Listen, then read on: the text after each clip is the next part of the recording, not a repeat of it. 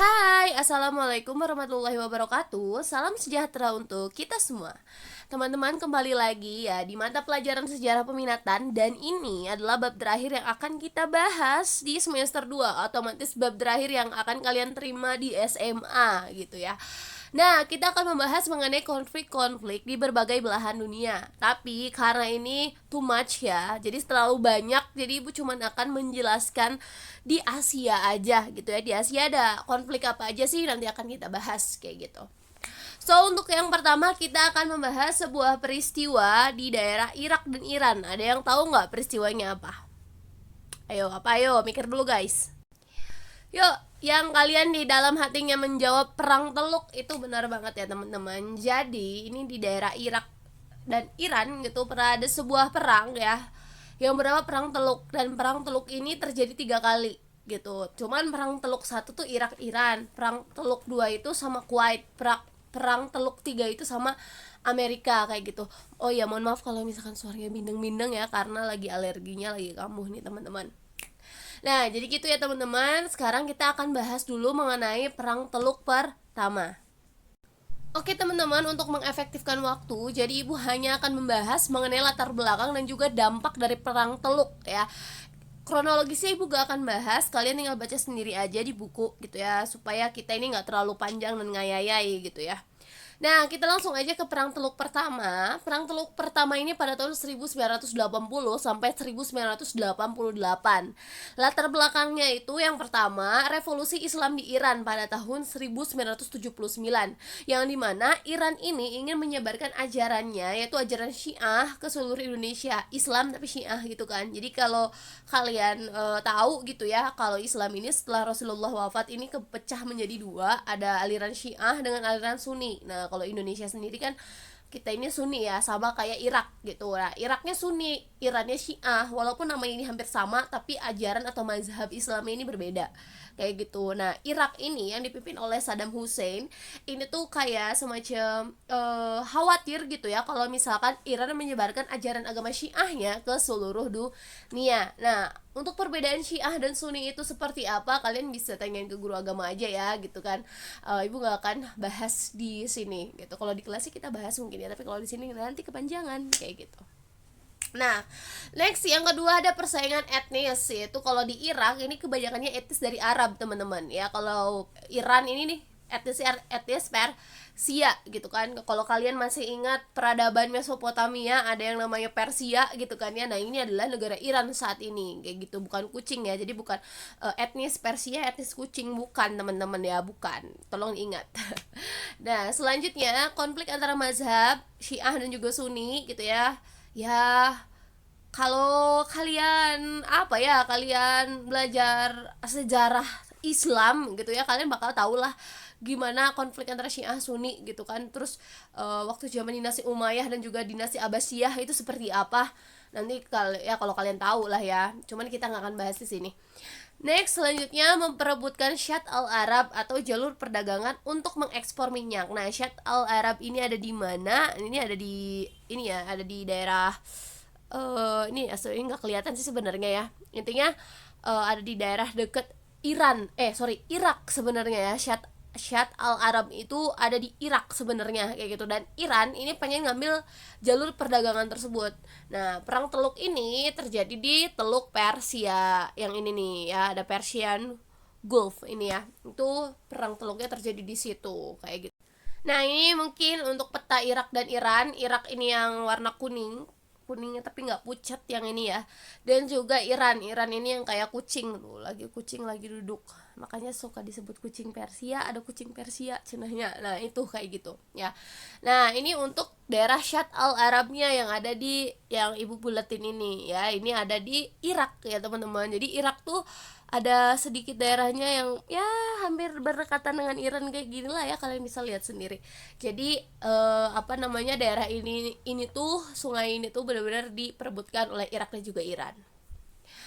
Dampak dari perang Teluk pertama, yang pertama itu menyebabkan fluktuasi harga minyak dunia. Jadi harga minyak dunia ini nggak stabil. Ya jelas aja Irak sama Iran yang notabene adalah negara pengekspor minyak terbesar di dunia dan juga pentolan yang OPEC gitu ya. ini konflik kayak gitu. Selanjutnya terjadinya krisis politik dan sosial di kawasan Timur Tengah, terganggunya pelayaran internasional di kawasan Teluk Persia dan menyebabkan kerugian sekitar, ini berapa ya, segitulah, nolnya terlalu banyak, pusing ya, dolar Amerika Serikat. Nah, kenapa sih terjadi krisis politik dan sosial di kawasan Timur Tengah? Karena sejujurnya ketika di Perang Teluk pertama ini, daerah apa sih namanya, daerah-daerah di Timur Tengah ini eh kepecah gitu loh. Jadi kayak ngedukungnya tuh ada yang ke Irak, ada yang ke Iran. Nah, untuk yang ngedukung Irak ini ada Arab Saudi, Kuwait, Eropa dan juga Amerika. Mereka ngedukung Irak. Nah, kalau untuk yang ngedukung Iran ini ada Suriah, Libya sama Yaman Selatan gitu. Jadi ingat di sini ya, teman-teman, ada Amerika Serikat yang ngedukung Irak kayak gitu ya. Jadi ini menyebabkan terjadinya krisis politik dan juga sosial di kawasan Timur Tengah. Nah, itu untuk Perang Teluk pertama kayak gitu ya. Untuk kronologisnya sih intinya Saddam Hussein ini kayak melawan apa ya? Melawan eh Iran ya. Waktu itu Irannya itu yang sedang menjabatnya itu siapa ya namanya teh? Lupa ya namanya. Ya itulah, ada di buku ya, ada di buku. Namanya siapa? Nah, Saddam Hussein ini ingin, oh ini Ayatullah Khomeini. Nah, jadi perang antara Saddam Hussein dan Ayatullah Khomeini, yang dimana Khomeini ini adalah Syiah, teman-teman ya.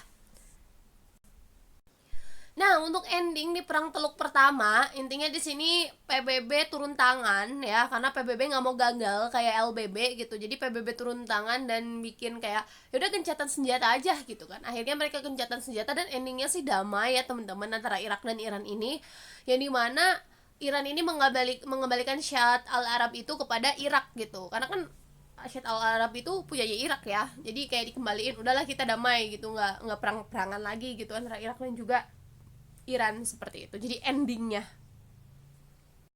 Oke teman-teman, kita lanjut ke Perang Teluk 2. Kalau di Perang Teluk 2 ini yang konflik adalah Irak dengan Kuwait, teman-teman ya. Kalau kalian tadi sedikit mereview lagi beberapa detik yang lalu mungkin ya, kalau Kuwait ini dulu adalah pendukungnya Irak di Perang Teluk pertama. Tapi di Perang Teluk kedua ternyata mereka ini bertentangan ya dan berselisih. Biasalah, politik ini gak ada teman dan lawan yang abadi. Yang abadi hanyalah kepentingan, seperti itu ya.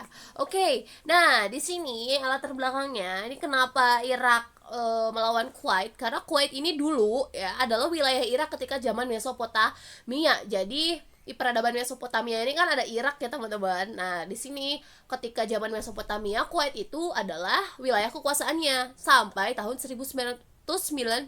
Jadi ketika Kuwait ini merdeka gitu, nah si Irak ini nggak ngakuin kemerdekaannya si Kuwait gitu, sama halnya kayak Belanda tidak mengakui kemerdekaan Indonesia dan baru diakui itu tahun 1949. Nah, kalau Kuwait ini baru diakui tahun 1990 ketika selesai Perang Teluk gitu. Baru Kuwait ini diakui kemerdekaannya oleh Irak, seperti itu. Selanjutnya yang nomor 2, hutang luar negeri Irak pasca Perang Teluk pertama. Nah, seperti yang sudah pernah kita bahas sebelumnya, bahwa perang ini bukan hanya apa ya, fisik aja yang dibutuhkan atau sumber daya manusia yang dibutuhkan, tapi sumber daya ekonomi juga ya teman-teman dibutuhkan gitu. Jadi janganlah perang-perang lagi gitu ya, bikin pengeluaran ekonomi gede, bikin hutang kesana kemari gitu ya. Jadi jangan maulah kita untuk perang lagi gitu kan. Yang ketiga, jatuhnya harga minyak tahun 1990 akibat pelanggaran kuota OPEC oleh Kuwait dan juga UEA, Uni Emirat Arab gitu kan ya. Kuwait dituduh mencuri minyak bumi milik Irak. Nah, kita kan udah bahas ya waktu di OPEC, kalau OPEC ini punya kuota ya, dulu kuota untuk mendistribusi atau memproduksi minyak gitu per negara anggotanya, itu kayak ada kuotanya masing-masing. Nah, si Kuwait sama UEA ini, mereka ini kayak melanggar kuota yang sudah ditentukan oleh OPEC. Sehingga apa? Sehingga banyak banget stok minyaknya gitu. Kalau stok minyak banyak dan permintaannya sedikit, otomatis kan kayak gimana? Jatuh dong harga minyaknya, dan ini berimbas kepada negara-negara anggota OPEC lainnya termasuk Irak kayak gitu. Itu kita udah bahas di OPEC ya teman-teman. Nah, selanjutnya ambisi Saddam Hussein untuk menjadi pemimpin di Arab. Jadi kayak ambis banget nih Saddam Hussein ini karena kemarin udah lumayan menang lah ya sama Iran, dan beliau ini akhirnya punya ambisi untuk menjadi pemimpin di Arab kayak gitu ya. Oke teman-teman, ini dia potret dari Saddam Hussein yang merupakan presiden dari Irak ya. Beliau ini kayak punya semboyan terkuat, terbesar, terhebat katanya ya. Ini potret beliau pada tahun 1990-an ya. Mungkin kalian nggak tahu Saddam Hussein yang mana gitu ya. Nah, oke. Dampak Perang Teluk Kedua. Yang pertama, Irak dikucilkan di seluruh sektor kehidupan internasional. Jelas, kenapa? Karena Irak ini tidak mengakui kemerdekaan si Kuwait gitu. Ya kan, jadi kayak semacam negara udah merdeka, tapi kenapa sih masih masih diakui bahwa itu adalah negara bagiannya atau daerah bagiannya gitu kan. Sama aja kayak Belanda, ketika Belanda tidak mengakui kita kan mulai nih dunia internasional menyoroti Belanda dengan Indonesia, dan banyak negara-negara internasional juga yang mendukung Indonesia. Nah, hampir sama fenomenanya dengan fenomena kita ya teman-teman. Cuman kalau kita ini nggak perang kayak perang sih, agresi militer ya. Ya ini kayak gitu. Terus adanya upaya penggulingan pemerintahan Saddam Hussein oleh organisasi. Jadi, oh ya aku lupa. Jadi gini, si Kuwait ini sebenarnya ada backupannya teman-teman. Backupannya itu adalah Amerika Serikat. Nah, backupannya ingat. Nah, di sini jadi ada beberapa organisasi yang nggak suka sama pemerintahannya Saddam Hussein. Ini dibiayai oleh Amerika Serikat untuk apa ya, kayak menggulingkan pemerintahan Saddam Husseinnya sendiri gitu ya. Terus tersendatnya ekonomi Kuwait karena kehancurannya tambang minyak, dan yang terakhir memanasnya iklim politik di kawasan Timur Tengah seperti Palestina dan juga Mesir ya. Jadi inilah dampak dari Perang Teluk Kedua. Nah, endingnya guys, jadi pada 28 Februari 1991 ya kan, Irak ini terus terus diserang sama Kuwait yang di backup dengan Amerika Serikat gitu ya. Jadi kayak semacam dia ini kayak disudutkan gitu. Akhirnya pada tanggal tersebut kekuatan militer Irak sudah mencapai batasnya, dan akhirnya Saddam Hussein menyetujui gencatan senjata kayak gitu ya. Itu untuk ending di Perang Teluk Kedua. Oke teman-teman semua, kita langsung ke Perang Teluk Ketiga, perang terakhir. Ini berlangsung pada tahun 2003. Mungkin kalian baru lahir ya teman-teman. Nah, untuk di Perang Teluk Ketiga ini, lawan dari Irak adalah Amerika Serikat gitu. Jadi antara Perang Teluk 1, 2, dan 3, lawannya Irak ini berbeda-beda teman-teman ya. Nah, latar belakangnya apa sih? Yang pertama yaitu adanya serangan 11 September 2001 oleh Al-Qaeda. Al-Qaeda ini siapa? Al-Qaeda adalah sebuah organisasi yang sudah dicap atau dilabel oleh Amerika, Eropa, dan bahkan dunia adalah sebagai organisasi teroris. Nah, Al-Qaeda ini berasal dari Irak. Pada saat itu, pada tahun 2001, pemimpin dari organisasi Al-Qaeda adalah Osama bin Laden. Nah, di tahun 2001 ini, Al-Qaeda ini pernah melakukan serangan ke gedung World Trade Center atau WTC yang berada di Amerika Serikat.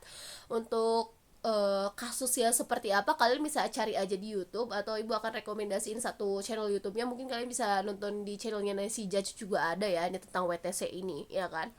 Nah, jadi karena ya Al-Qaeda ini dari Irak, jadi pada saat itu presiden yang bernama George Walker Bush itu dia ini beranggapan bahwa Al-Qaeda ini ada kaitannya dengan Saddam Hussein gitu. Jadi kayak semacam dia ini kayak menduga gitu ya, menduga bahwa Al-Qaeda ini ada kaitannya dengan Saddam Hussein. Padahal Saddam Hussein sendiri nggak ngakuin Al-Qaeda gitu. Cuman karena mungkin ya George Walker Bush ini dia kayak punya misi ingin menjatuhkan Saddam Hussein. Jadi kayak ya udah kaitkan saja dengan Saddam Hussein gitu, kayak gitu. Terus yang kedua, katanya nih Irak memiliki senjata pemusnah massal. Nah, ini yang membuat Amerika kayak semacam harus melawan Irak gitu. Nah, tapi memang benar teman-teman. Jadi dulu Irak ini punya senjata pemusnah massal, senjata biologis pada saat itu ya kan. Dan ini ada di ketika Perang Teluk pertama, senjata pemusnah ini. Dan for your information aja, senjata pemusnah massal ini dulu pernah didanainya sama Amerika Serikat gitu. Jadi pernah dipakai sama Irak di Perang Teluk pertama kayak gitu ya, tapi didanai sama Amerika. Lucu nggak sih ini Amerika, ya kan? Dan tapi teman-teman, nah si senjata pemusnah massal ini sudah dihentikan proyeknya pada tahun 1990 oleh Amerika sendiri. Tapi kenapa di tahun 2001 sampai 2003 ini Amerika kayak klaim bahwa Irak masih punya senjata pemusnah massal? Lo orang sama proyeknya udah dihentikan sama Amerika gitu ya. Ya mungkin ini hanya akal-akalan Bush aja. Dan ternyata benar teman-teman, di tahun 2004-an kalau nggak salah ada berita bahwa hoax ya tentang senjata pemusnah massal ini. Kalau kalian pengen baca artikelnya ada di Tirto ID, kalian tinggal cari aja hoax senjata pemusnah massal lahirkan invasi AS ke Irak, itu ya headline-nya. Kalian bisa baca sendiri aja. Next, yang ketiga, ingin menjatuhkan rezim Saddam Hussein yang otoriter. Nih, karena ini latar belakang sebenarnya, sebab khususnya ya kan, sebab khususnya karena Bush ini pengen menjatuhkan Saddam Hussein, dan karena Amerika ini pengen melindungi Israel, guys, ya kan, karena kan Irak itu dia ada di pihak Palestina, ya kan. Jadi ya gitulah, konflik Israel dan Palestina seperti apa akhirnya membawa ke negara yang mendukungnya gitu. Jadi intinya gitulah, intervensi dari Amerika Serikat. Dan yang terakhir, mendapatkan simpati dari rakyat Amerika Serikat dalam ajang kampanyenya. Jadi beliau ini lagi mau nyalonin, guys, ya nyalonin jadi presiden kan. Ya itu bukan nyalonin lagi, malahan ini tuh kayak semacam beliau baru aja naik jadi presiden karena dilantik pada 20 Januari 2001. Jadi kayak semacam menunjukkan eksistensinya kepada rakyat Amerika bahwa ini loh saya gitu ya. Intinya sih seperti itu untuk latar belakang dari Perang Teluk Ketiga. Oke teman-teman, last kita akan membahas mengenai akibat atau dampak dari Perang Teluk tahun 2003. Nah, akibatnya apa? Yang pertama, berakhirnya rezim Saddam Hussein. Nah, beliau ini sudah berkuasa dari tahun 80-an dan baru lengser tahun 2003. Pemerintahannya ini benar-benar otoriter teman-teman ya. Nah, yang kedua, cikal bakal perang Irak sampai tahun 2011. Dan yang terakhir, demokrasi bisa berkembang di Irak karena ketika zaman Saddam Hussein ini kayak demokrasi itu nggak bebas di Irak gitu teman-teman. Jadi mungkin ini adalah jawaban kenapa Amerika ini ingin menggulingkan pemerintahan Saddam Hussein supaya mazhabnya atau apa ya, pahamnya yaitu demokrasi liberalis itu bisa masuk ke daerah Irak seperti itu teman-teman ya. Oke, ternyata akhir dari peragaan slide. Oke, jadi udah selesai untuk materi Perang Teluk. Next, minggu depan itu ibu bakal bikin voting di Instagram. Jadi minggu depan ibu kayak materi terakhir, tapi ibu pengen kalian request aja gitu. Jadi ibu nanti akan membuka polling di Instagram. Ini akan ada 2 konflik. Yang pertama konflik Tiongkok dan juga konflik Korea. Nanti kalian boleh pilih salah satu dari konflik itu. Gak usah follow Instagram Ibu Yo, gak usah karena gak di private. Kalian tinggal buka aja story-nya, terus nanti kalian tinggal pilih mau Tiongkok atau Korea gitu. Jadi nanti minggu depan Ibu akan membahas materi requestan kalian mau Tiongkok atau Korea teman-teman ya. Oke, kalau kayak gitu cukup sekian untuk pembahasan hari ini. Nanti kita akan lanjut minggu depan pembahasannya sesuai dengan requestan dari kalian. Mohon maaf apabila ada kesalahan. Wabillahi taufiq wal hidayah. Wassalamualaikum warahmatullahi wabarakatuh.